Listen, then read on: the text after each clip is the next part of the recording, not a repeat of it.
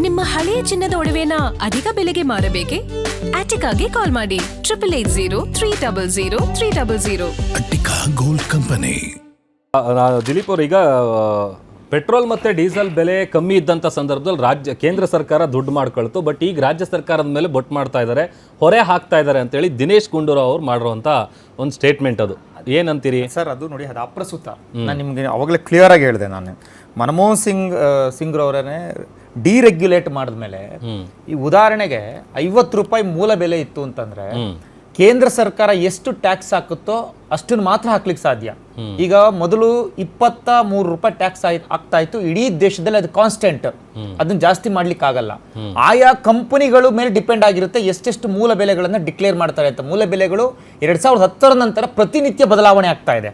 ಪ್ರತಿನಿತ್ಯ, ಕೆಲವು ಸಲ ಪ್ರತಿನಿತ್ಯ ಆಗುತ್ತೆ, ತಿಂಗಳಿಗೊಂದ್ಸಲ ಆಗುತ್ತೆ, 15 ದಿವಸಕ್ಕೊಂದ್ಸಲ ಆಗುತ್ತೆ. ಆಫ್ಟರ್ 2014 ಡಿರೆಗ್ಯುಲೇಟ್ ಆದ್ಮೇಲೆ ಡೀಸೆಲ್ ಬೆಲೆನೂ ಸಹ ಪ್ರತಿನಿತ್ಯ ಕಂಪನಿಗಳ ಮೇಲೆ ಕಂಪ್ಲೀಟ್ ಡಿಪೆಂಡ್ ಆಗಿರ್ತಕ್ಕಂಥದ್ದು. ಇಲ್ಲಿ ನಾವು ಟ್ಯಾಕ್ಸ್ ರೇಟ್ ಜಾಸ್ತಿ ಮಾಡೋದು ಮತ್ತೊಂದು ಮಾಡೋದು ನಾವು ಮಾಡಿಲ್ಲ, ಅದನ್ನು ಮಾಡಿರ್ತ ಕಂಪ್ನಿಗಳು ಮಾಡಿರ್ತವೆ. ಸೊ ಕಂಪ್ನಿಗಳು ಯಾಕೆ ಮಾಡಿರ್ತವೆ ಅಂತಕ್ಕಂಥದ್ದನ್ನು ನಾವು ಇನ್ವೆಸ್ಟಿಗೇಷನ್ ಮಾಡಬೇಕಾಗತ್ತೆ, ಒಂದು ಸರ್. ಎರಡನೇದು, ರಾಜ್ಯ ಸರ್ಕಾರಗಳು ಸಹ ಟ್ಯಾಕ್ಸ್ ಜಾಸ್ತಿ ಮಾಡಿರ್ತವೆ. ಆಯಾ ರಾಜ್ಯ ಸರ್ಕಾರಗಳಿಗೆ ಸಂಬಂಧಪಟ್ಟಂತೆ ಅದನ್ನು ಟ್ಯಾಕ್ಸ್ ಜಾಸ್ತಿ ಮಾಡ್ತಾ ಹೋಗ್ತವೆ. ಅದು ಆಯಾ ರಾಜ್ಯ ಸರ್ಕಾರಗಳ ಒಂದು ಟ್ಯಾಕ್ಸ್ ಏನು ನೀತಿ ಇರುತ್ತೋ ಅದಕ್ಕೆ ಸಂಬಂಧಪಟ್ಟಿದ್ದು.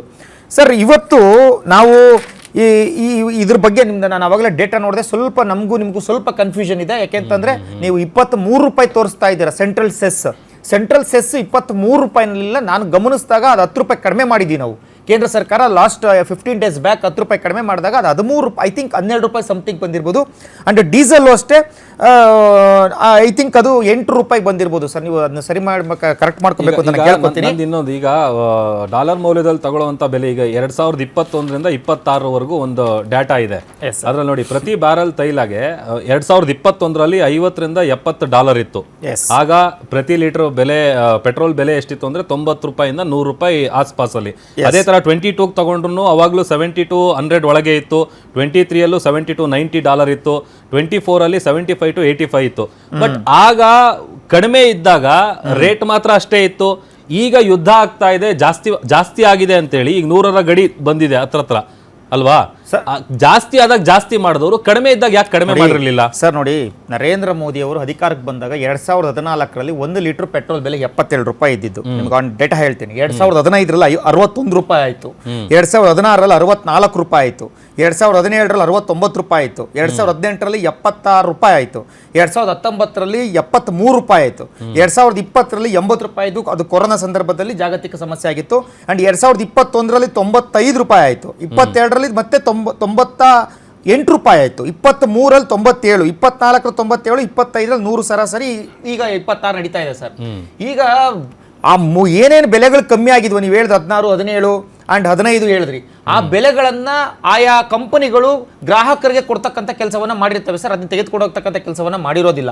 ನಾವು ಏನ್ ಮನಮೋಹನ್ ಸಿಂಗ್ ರವರ ಅವಧಿನಲ್ಲಿ ಏನಿತ್ತೋ, ಈಗ 66 ರೂಪಾಯಿ 68 ರೂಪಾಯಿ ಇದ್ದಂತ ಪೆಟ್ರೋಲ್ ಬೆಲೆ ನಾವು ಅದು 2015ರಲ್ಲಿ 61 ರೂಪಾಯಿ ಕೊಟ್ಟಿದ್ದೀವಿ. ಅವಾಗ ಐ ಥಿಂಕ್ ನೀವು ಹೇಳ್ದಂಗೆ ಕಮ್ಮಿ ಇತ್ತು. ಇವತ್ತು ನೋಡಿ ಸರ್, ಯುದ್ಧ ಪ್ರಾರಂಭ ಆಗೋದಕ್ಕಿಂತ ಮುಂಚೆ ಒಂದು ಬ್ಯಾರಲ್ $70 ಪರ್ ಬ್ಯಾರಲ್ ಇತ್ತು. ಇವಾಗ ಇರ್ತಕ್ಕಂಥ ಪ್ರಸ್ತುತ $119 ಪರ್ ಬ್ಯಾರಲ್ ಇದೆ. ಹೆಚ್ಚು ಕಮ್ಮಿ $2-3 ವೇರಿಯೇಷನ್ಸ್ ಇರ್ಬೋದು. ಆದ್ರೂ ಸಹ ಬೆಲೆ ಕಂಟ್ರೋಲ್ನಲ್ಲಿದೆ.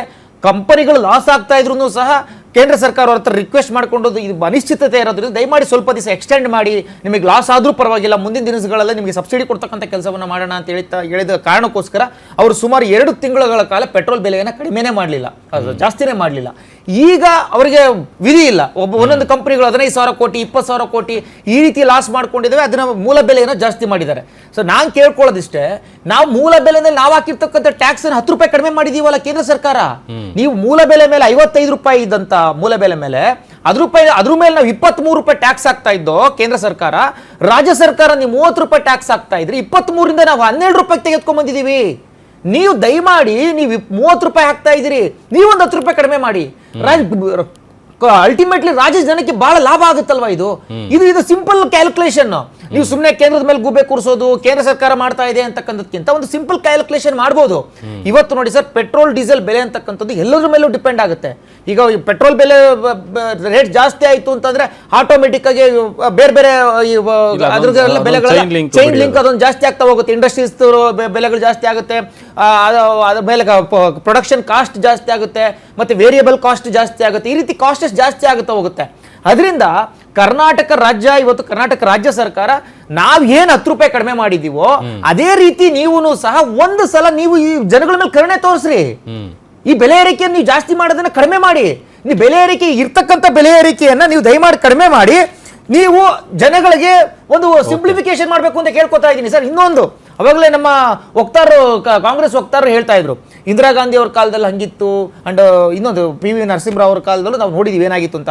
ಇಂದಿರಾ ಗಾಂಧಿ ಅವ್ರ ಕಾಲದಲ್ಲಿ 1973 ಇದೇ ಮಧ್ಯಪ್ರಾಚ್ಯ ಯುದ್ಧ ನಡೆಯುತ್ತೆ ಸರ್.